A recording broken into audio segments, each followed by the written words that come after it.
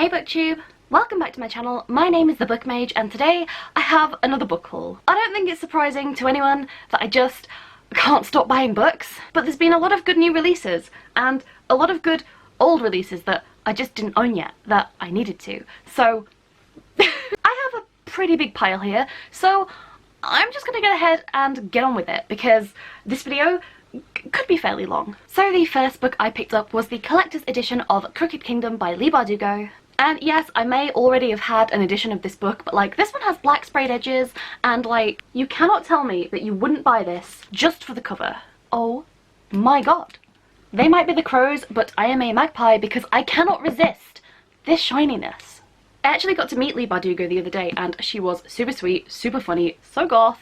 It was really fantastic. Unfortunately I didn't get this edition signed, but it's still a pretty cool book even so. Okay, the next I feel like this is just a haul of me having various editions of books because the next book I am hauling is the Waterstone Special Edition of Wayward Son by Rainbow Rowell. Look at these sprayed edges. Just bask in it. They match Baz's suit. It's a pity that it's not on the top or bottom, but like this is like some really extra sprayed edges and like it matches the inside cover. It's just this is just a beautiful book. And if you thought that was good, aha, there's character art on the inside. This does not happen in the book that I remember, but look at it. Seriously, the art in this book is amazing. But I'll be honest, I'm not a huge fan of like the British cover of the book. I don't know why, I don't know what it is, I'm just not a huge fan. So I did kind of forget that I ordered the American cover, which honestly, I like this one so much better because like, I'm sorry, but we just have Baz looking like such a soft, sweet cinnamon roll. And like, I love that Simon's wings are blue, even though they're not like blue in the book. I like the aesthetic of it, you know? This is the edition that I tabbed. I did read this pretty quick and there is a whole review of this book on my channel.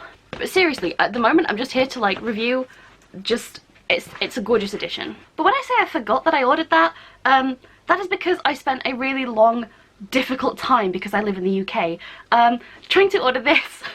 And this is the Barnes & Noble Special Edition US cover. I think this is called like the moon cover because oh my god, first of all, silver and shiny, yes. Second of all, like I don't really like the bright colours. Can you tell that I don't really do bright colours? So like this, it's nighttime, it's got stars, blue is my favourite colour and like it's this beautiful dark blue and it has just all this silver and it just looks so much nicer. And like, can we take a second to admire under the dust jacket? Like this, you cannot tell me that this isn't gorgeous. And unlike that edition, this edition comes with more bonus artwork on the inner pages. And again, on the end papers, just how sweet. I know you really shouldn't have more than one edition of a book, but how am I supposed to choose? I'm never gonna have room for all these books. If that annoyed you, the next one is really going to annoy you, and honestly it annoyed me, but I have an excuse for this one. So the next book I bought was The Beautiful by Renee Ahdieh, and also The Beautiful by Renee Ahdieh. And also, this one isn't my fault, I promise. So I'm just gonna say, I ordered the UK hardback edition. I pre-ordered this because like, look, first of all, look at it. But like, this book is a new release about vampires and I was really excited to read this. I think I might do a review of this book because I have already read it. Essentially the story follows a young French seamstress named Céline Rousseau. She has fled Paris and made her way to New Orleans, which unbeknownst to her is a city owned by the dead. It's kind of like a dark, like teen gothic romance. I was super hyped and I pre-ordered this and then I found out that for some reason the UK edition of this book does not contain a map, which, why? Why don't we get the map? So I had to go ahead and order the US copy because the US copy comes with a map inside. Like, look at this map. And like, I know you could argue that this is just a map of New Orleans, but like it has places labelled on here, like the convent where Céline is staying and different places that they actually visit in the story. And I find these maps really useful, really helpful, and I feel like if a story has a map, then it must have one for a reason. So I decided that I needed this copy, but totally to no fault of my own, Amazon sent me 2 copies. They only charged me for one, but they sent me 2, so I have a second copy now. So the next book in my pretty big haul here is Foundryside by Robert Jackson Bennett. And I went out of my way, again, to get the US cover because the UK one sucks. Like, have you seen it? Ew. I don't really know much about this book. I know that I think it has like quite a unique magic system, but I don't know what that is. And I think our main character is a girl and a thief, and I think she is hired to steal something impossible, and it kicks off like some sort of weird chain of events, but I really don't know. It's been a very long time since I sort of got this book on my radar, and I remember a lot of people on BookTube were really raving about this and saying that it felt really fresh and exciting, and it was just a good like kind of fantasy novel overall. I'm not sure exactly what genre of fantasy this is, so I decided to finally pick this one up, and I'm hoping to maybe read this sometime in the new year. And yeah, I'm hoping that I like it as much as everybody else seems to. The next book in my haul is Prince of Fools by Mark Lawrence. Now, I haven't read any of Mark Lawrence's other works. I've been meaning to get my hands eventually on Red Sister. I think it's called like the Ancestor trilogy. And for various reasons, I don't think I'm ever going to read the other series that he did, like the Prince of Thorns or whatever it's called. But I saw the cover to this one and it looked kind of intriguing, and it's actually pretty short. I think this is the first in a trilogy, and I believe it's a completed trilogy. I have heard mixed things about this book, but they tend to all be dislike of the main character, and I don't always dislike, you know, unlikable main characters, so we'll have to see. But yeah, I'm hoping that I won't see any of the issues that other people apparently see with this book. Also, one more thing. I bought this as new. American seller, what is this? This book was not discounted. Like, don't draw on my book. Next is another short fantasy that I also know practically nothing about, and that is Priest of Bones by Peter McLean. So I admit, the cover and title did initially draw me to this book. So I think this is like a grimdark, it looks pretty grimdark, fantasy, and I think the main character is an ex-soldier and maybe also a priest, like hence the title. And honestly, I'm a very big fan of, you know, religion in fantasy books, and also characters who are soldiers. I feel like this is going to be a good mix, or at least I'm hoping it will be, because like all the parts are there. But this is another one that just sort of caught my interest, and it's really short, and like any book that seems interesting and isn't going to be a huge commitment for me, I kind of can't resist. I don't think we're even halfway through. So the next book that I hauled this month was Gideon the Ninth by Tamsin Weir, and this is the Owl Crate Special Edition, which has the black sprayed edges, and it also has this really cool like little art page which has the author's signature. And I'm pretty sure I said this in one of my other videos, but like, we just have to admire this cover. She's wearing aviators and it's beautiful. So this book seems to have it seems like a complex caste system, and every symbol is a skull in this, so like I'm pretty sure they're all obsessed with death, and Gideon herself I believe is a necromancer. So this book was it was sold to me as lesbian necromancers exploring like a haunted place in space, because this is a sci-fi rather than a fantasy, or it's more like science fantasy rather than like pure science fiction or fantasy. It's kind of like a blend. I feel like most YA sci-fi kind of falls into this genre. So there will be like magic and mysticism, but also space stuff. Oh, and if I didn't mention, like seriously, just again with a shiny. I love me a good shiny book. Okay, I'm running out of shelf space, both for this video and in general. But the next three books come as kind of a set, and that is the hardback editions of Blackwing, Ravencry and Crowfall by Ed MacDonald. Seriously, these books, I can't. So aside from the fact that these have like beautiful corvids on them, all of these books are signed, and look, not to like drag Ed MacDonald, but like, I know this is meant to be like a sword, like a cutlass or like a rapier or something, but like, I don't know, it just kind of looks like a really badly drawn dick. But like, I love it. Like, I would change nothing about this signature. It kind of makes me giggle every time I open the page. It's like the worst drawn sword I've ever seen, but I love it. I love it so much. I love this weird derpy sword. And like, did I mention that these books were shiny? Like, I love the corvids on the front so much as well. Like, I love ravens. I just love ravens. I just love corvids. This one is also signed, as is Crowfall, which has some secret Morse code in it, which I haven't read the second book in the series, so like I'm not ready to decode this yet, but like this man has some cool signatures, and they're all color coded to the books. So other authors, like, Get on it. So I have talked about Blackwing in a previous wrap-up because I read this and this is one of my favourite books of the year. I thought it was like a really fantastic, really super grimdark fantasy. Like if you like really dark and really gritty and like really bleak, this is the book for you. I feel like it's too shiny to show you. Like I'll have to, okay, if I hold it there.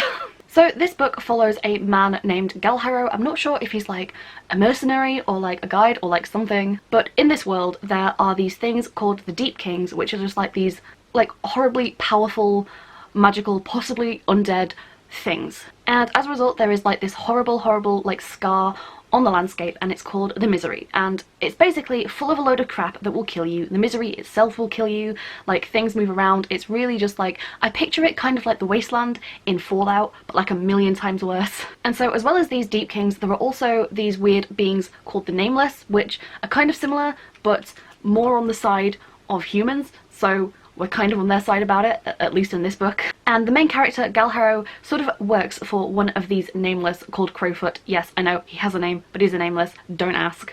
And the way that Crowfoot communicates with Galharrow is he has a raven tattoo on his arm, and whenever this guy wants to get in contact with him, an actual, real, live, flesh and blood raven bursts out of the flesh of his arm, like blood and bone and all, and it rips its way out of his body and then like squawks at him and speaks to him and then dies, and then he's left with like a giant bleeding hole in his arm until it heals, which is so metal. I'm sorry, but Crowfoot is the last guy that you want to slide into your DMs because like that shit hurts. Yes, so super dark, super bleak. It's kind of like, it's an industrial fantasy, that's what I'm gonna say. So yes, I love this, highly recommend it, hence why I had to pick them all up in hardback. The next book in my haul is a bit of a chunky one, and that is The Blackguard by A.J. Smith. Again, yes, I was drawn to it because there's a raven on the front, or a crow. It's a corvid of some sort. I'm really not lying when I say that if you put a corvid on your book, I will buy it. So this is another fantasy, and it seems a bit grimdark, but I can't say for sure, but I'm pretty sure it's a grimdark. I know literally nothing about this book, except for the phrase, "The children of a dead god are waking," and I'm sorry, but like, those words immediately interested me, immediately made me put it into my cart. I can't say what it is, something about like dead gods, it just kind of stirred something in me. Maybe it's because like, you know, I've got those Dragon Age vibes going on, but honestly, yeah, I heard that, and it's a bit of a big one, is this, and I just thought, you know, it just looks good, and I just want it, so I just bought it. I don't really want to read the synopsis because I kind of like going into books without knowing very much about them, but at the bottom it does say, "All that was dead will rise, all that now lives will fall." And like, look, you can't keep saying these kind of emo things to me and expect me to not pick up a book like this. This one is also signed by the author, and it has such a fantastic quote. I don't know where in the book this occurs, but it has the quote, "Light the bitch up." Yeah, so continuing the trend of like really good signatures in books. I swear we're getting to the end now. So I know I buy like a lot of maybe niche books or books that I've never heard anybody else talk about, but don't say I never cave into peer pressure, because I bought Sorcery of Thorns by Margaret Rogerson. Look, if you're on BookTube, you know about this book. Everyone seems to be talking about this book. Most people seem to really love it, or they rate it a 3 stars. I feel like I'm gonna rate this a 3 stars before I've even read it, but I just want to read it and see what it's all about, and it's one of those where, looking at it, I'm pretty sure like I'm never gonna rate it more than a 3 stars, but also sometimes I really just like reading like short YA fantasy books, just as like a nice easygoing thing. Like sometimes the grimdark can get, you know, a little bit grim and a little bit dark, and sometimes I just need something a little bit lighter and more easygoing and easier to follow, and it just seems fun and nice, and who knows, maybe I will really like it. So to my knowledge, this follows a girl who works in a library, and it's a magical library, so like all of these things definitely up my alley. I think she specifically looks after grimoires as opposed to just random books, and I think from what I've heard they're kind of alive and they cause trouble, maybe. And she's from a world where I think at least she frowns on magic and magic users, which again, you know, something I like from Dragon Age. And I'm pretty sure she has to team up with a magic user, and the only thing I really know about this is that, one, there's a romance, and there's like 2 characters in the synopsis, so like, oh, I wonder who it's going to be between. But apparently there is a 3rd character who is really sassy and snarky and everyone likes them better, and they're not the main character and they're not the love interest, so I'm pretty sure I'm also going to like that character the most. But yeah, I decided to just pick this one up because, like, I don't know, something about it just seems nice to me, and I kind of like the idea of having this for when I don't know, see it and think, yeah, I want to read that. So I got it, and now I have it. Where am I going to put these? Well, this is the awkward part of the video, because, like, seriously, where do I... Okay, so the next book I bought is a literal brick, and I did not realise it was this long. And that is the collector's edition of A Conjuring of Light by V.E. Schwab. So I'm pretty sure this is the 3rd and final book in her, like... Is it like called like the Shades of London series or something? It's the one that's set in like magical version of London where there's like 3 or 4 different coloured versions of London and they all do different stuff. And I'm not quite sure what the story is, but it seems interesting. I haven't read any of this series yet, but I did previously haul the other 2 books in another haul, and this is just the last one. I just picked up the last collector's edition because it finally got released. Again, it has like this gorgeous shiny cover, and it comes with this like beautiful bonus artwork on the inside of the just jacket. And I can't really tell you very much about this book because I haven't read any of V.E. Schwab's works whatsoever, but I mean, I figure I'm going to read them anyway, so I might as well just get the whole series so that if I do want to binge read them, then I can. Okay, the penultimate book. My second to last book in this haul, I'm so glad it's nearly over, is Angel Mage by Garth Nix. Now, I have never read anything by Garth Nix, but I think he wrote, was it Sabriel? Maybe? But I'm pretty sure he's a much beloved author. I see his name a lot of places and I've just never really looked into it, but this is his new release. And I'm not always so keen on angels, but, you know, it has the potential to be goth. But I am very keen on mages. It's literally in my name. Mage, mage, mage, mage, mage. If you put mage on the title, I've got it. I can't not. This edition is signed as well because I pre-ordered it from Waterstones, and I don't really know very much what it's about. The back just says that Liliath is determined to find Perennial, her lost lover, the Archangel of Istara. I feel like it's going to be one of those books where if I try and read the synopsis, I'm just going to get confused about what it's supposed to be about, or I'm going to like build up expectations in my head. I'd rather just go into it blind.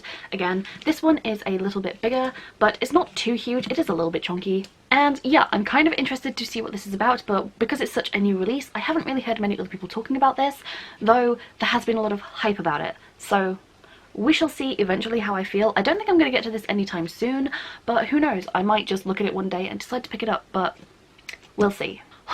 Okay, here it is. The last book in my haul, finally, is Ninth House by Leigh Bardugo. Okay, first of all, this book is beautiful. Like, teal is like, this is like one of my favourite colours. And this snake is freaking holographic. She's got a holographic snake. This one is signed, of course, because I went to meet her and speak with her, and she was so lovely. And just, I have to show you under the cover. Look at this beautiful, shiny thing. And the spine as well, like, it's gorgeous. It's like snakeskin.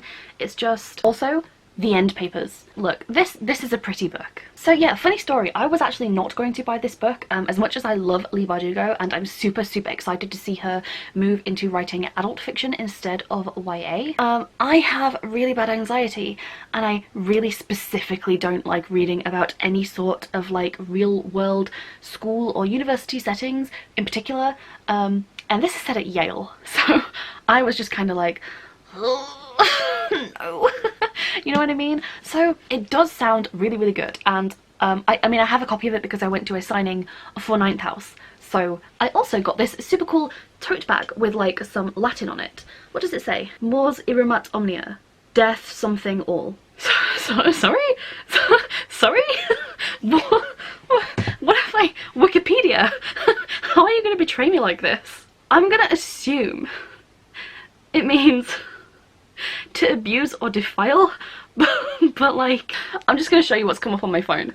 If you really want to read that first entry, sure, that was a nice surprise. Yeah, so this, I believe, follows a girl who goes to Yale, and she ends up getting involved with some secret societies. So in this, there are 9 secret societies, the first 8 of which are actually real secret societies that are real things in the real world, and the 9th society Leigh has made up. And I think it's kind of dark and occult, and I don't know if there's magic and mysticism, but I'm assuming there is because, you know, occult, secret societies kind of go together. Yeah, it sounds really dark, really devious, it sounds really, really good.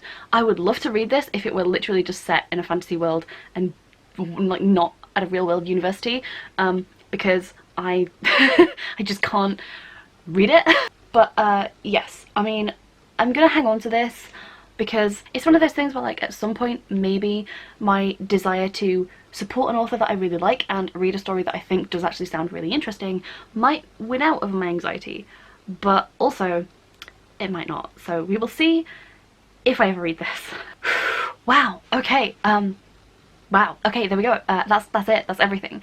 I feel this is more books than I remember buying. I know I kind of do post way too many book hauls. I know I haul too many books to start with, but I just really like books, guys. I just really like books. I can't stop myself from buying all these books. I mean, I could if I wanted to, but also I don't want to. I want to have all of these books. So yes, let me know in the comments down below what you thought of my haul. Any one of these, perhaps one of your favourite books, maybe convinced me to read it sooner than I might be planning to. Or just in general, any opinions about anything that I've bought this month.